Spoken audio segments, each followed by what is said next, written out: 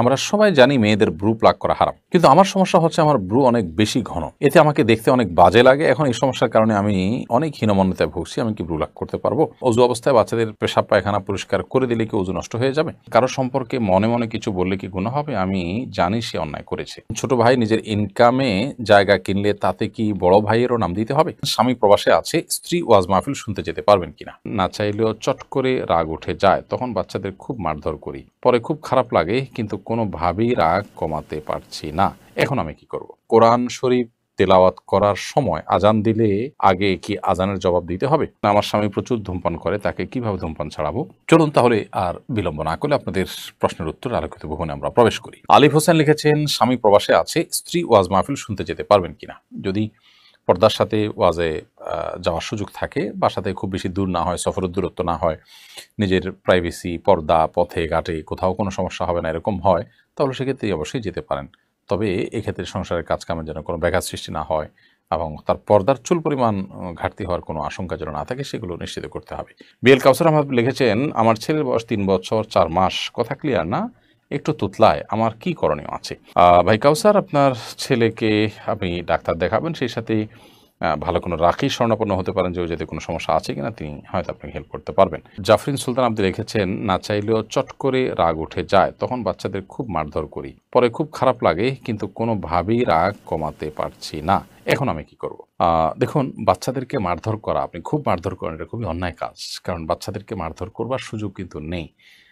এমনিতে সতর্ক করবার জন্য আপনি দিলেন ১টা ২টা, সেটা ভিন্ন বিষয়। কিন্তু খুব মারধর যেটাকে বলা হয়, সেটা করার সুযোগ নেই। কারণ তারা বাচ্চা। অতএব এটা তাদের প্রতি অবিচার হতে পারে। বিধায় নিজেকে নিয়ন্ত্রণ করতে এবং সবর করতে হবে। ঈমানদারকে আল্লাহ জান্নাত দিবেন তো সবরের বিনিময়ে। আপনার রাগ উঠলো আর আপনি যা খুশি তা করলেন, তাহলে আপনি জান্নাত আশা করবেন কিভাবে? সুমাইয়া মজুমদার আপনি লিখেছেন, কোরআন শরীফ তেলাওয়াত করার সময় আজান দিলে আগে কি আজানের জবাব দিতে হবে? আপনি কোরআন কারীম তেলাওয়াত করছেন, প্রতি মাঝখানে আজান শুরু হয়ে গেছে। আপনি তেলাওয়াত বন্ধ করে আজানের জবাব দিয়ে তারপর আবার তেলাওয়াত শুরু করেন। তাতে আপনার তেলাওয়াতও করা হলো, পাশাপাশি আজানের জবাব দেওয়ার যে অফুরন্ত সওয়াব আছে, সেটার ভাগীদার আপনি হলেন। এমকে জার্মানি আইডি থেকে আপনি লিখেছেন, ইসলামী ব্যাংক থেকে হাউস লোন নিয়ে কি বাড়ি করা যাবে?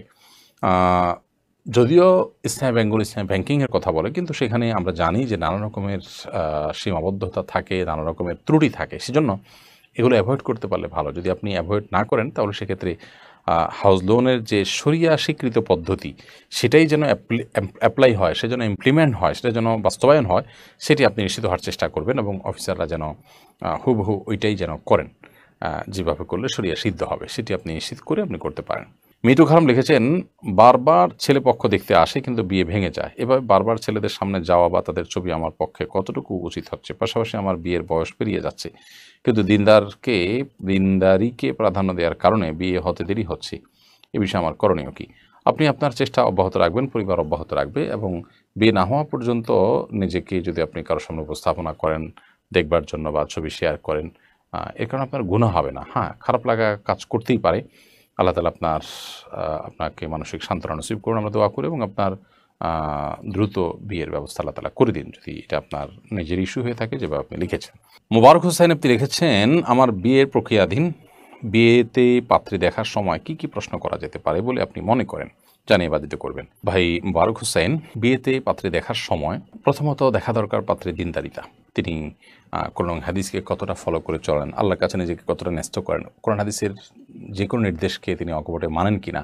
যদি এটা এক মুহূর্তের আপনার সাক্ষাৎকারের মাধ্যমে নিশ্চিত হওয়া কঠিন, এটার জন্য প্রয়োজনে আপনার অন্যদের সাথে যারা তাকে চিনেন ব্যক্তিগতভাবে, তাদের সাথে শেয়ার করতে হয়, তাদের কাছ থেকে জানার চেষ্টা করতে হয় বিভিন্ন অ্যাঙ্গেল থেকে। তিনি কাদের সাথে উঠা বসা করেন, সেখান থেকে আইডিয়া নেওয়ার চেষ্টা করতে হয়। আরহাত চৌধুরী লিখেছেন, আমার স্বামী প্রচুর ধূমপান করে, তাকে কিভাবে ধূমপান ছাড়াবো? প্রথমত কোনো ডাক্তারের শরণাপন্ন হতে পারেন, যিনি ধূমপানের ক্ষতিকর দিকগুলো সুন্দর করে বুঝাবেন, কাউন্সেলিং করবেন। সেই সাথে কোনো আলেমের শরণাপন্ন হতে পারেন, দিনী প্রোগ্রামে, দিনী আয়োজনে তাকে নিতে পারেন। রমজান মাসের চেষ্টা করলেই ধূমপান থেকে মানুষকে বের করে আনা যায়, সেই চেষ্টা আপনি করতে পারেন। কারণ রমজান মাসে অল্প সময়ের জন্য যারা রোজা রাখেন, অল্প সময়ের জন্য সুযোগ পান রাতের বেলায়, ম্যাক্সিমাম রাতের বেলায় তিনি ঘুমিয়ে থাকেন, তারাবি পড়েন, আবার দিনের বেলা তিনি তো রোজা রাখেন, যার কারণে খুব অল্প কয়েক ঘন্টা একটু কষ্ট করে থাকতে পারলেই কিন্তু অভ্যাসটা ছেড়ে দেওয়া যায়।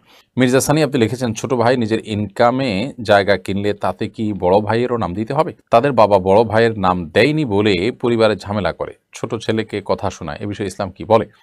ছোট ভাই নিজের ইনকামে জমি জমা কিনলে সেখানে বড় ভাইয়ের নাম দেওয়া জরুরি না। বাবা মা এগুলো বুঝতে চান না অনেক সময়, বাবা মাকে বোঝাতে হবে, প্রয়োজনে বিজ্ঞ প্রাজ্ঞ ওলামা ইকরামের সান্নিধ্যে নিয়ে যেতে হবে এবং তাদের মাধ্যমে তাদের কাউন্সেলিং করার চেষ্টা করতে হবে। তবে যদি এমন হয় যে বড় ভাইয়ের উপার্জনের টাকা দিয়ে ছোট ভাই নিজের পায়ে দাঁড়িয়েছেন এবং স্বাবলম্বী হয়েছেন, উপার্জনক্ষম হয়েছেন, তাহলে সেক্ষেত্রে এখন বড় ভাই যদি কোনো রকম কষ্টে থাকেন আর্থিকভাবে বা পিছিয়ে থাকেন, তাহলে ছোট ভাই নৈতিক দায়িত্ব তার আগের এহসানের বিনিময়ে এখন এহসান করা, সাধ্য অনুযায়ী তাকে সম্পদ করে দেওয়া ইত্যাদি ইত্যাদি, সেটা ভিন্ন বিষয়।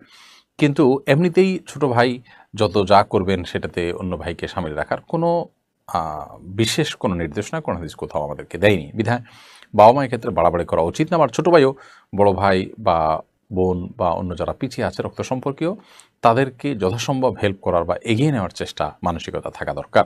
উর্মি ইসলাম আপনি এডি থেকে লিখেছেন, কারো সম্পর্কে মনে মনে কিছু বললে কি গুনাহ হবে? আমি জানি সে অন্যায় করেছে, সে অন্যায় করেছে, সেটির জন্য আপনার মনে মনে তার অন্যায়ের কথা আপনার স্মরণ হলো বা আপনি চিন্তা করলেন সে লোকটা খারাপ, এর কারণে আপনার কোনো গুনাহ হবে না। কারণ আপনি তো কাউকে কিছু বলেন নাই।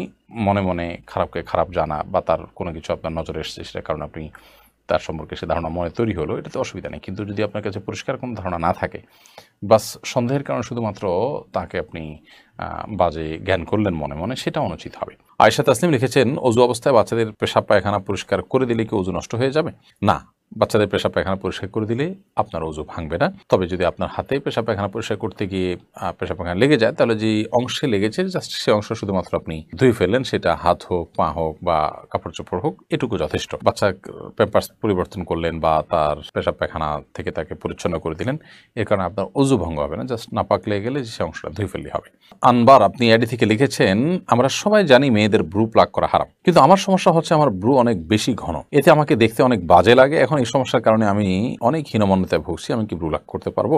দেখুন, ব্রু প্লাক অনেক ওলামা ইকরামের মতে যদি আপনি সৃষ্টিতে বিকৃতি ঘটিয়েছেন এমনটি না হয়, মানে বোঝা যায় যে আপনি এখানে ব্যাপক বিকৃতি ঘটিয়েছেন অথবা ছেলেদের সাথে সাদৃশ্য হচ্ছে, এরকম যদি বোঝা না যায়, তাহলে সেক্ষেত্রে এটাকে অনেক হালাল বলেছেন এই শর্ত সাপেক্ষে। তো আপনার এরকম পরিস্থিতিতে যে আপনি একটা বাজে পরিস্থিতির মধ্যে আছেন, দেখতে অড দেখা যাচ্ছে, তাহলে সেক্ষেত্রে এটা তো এক ধরনের ত্রুটি বলতে পারেন, রোগের মতো।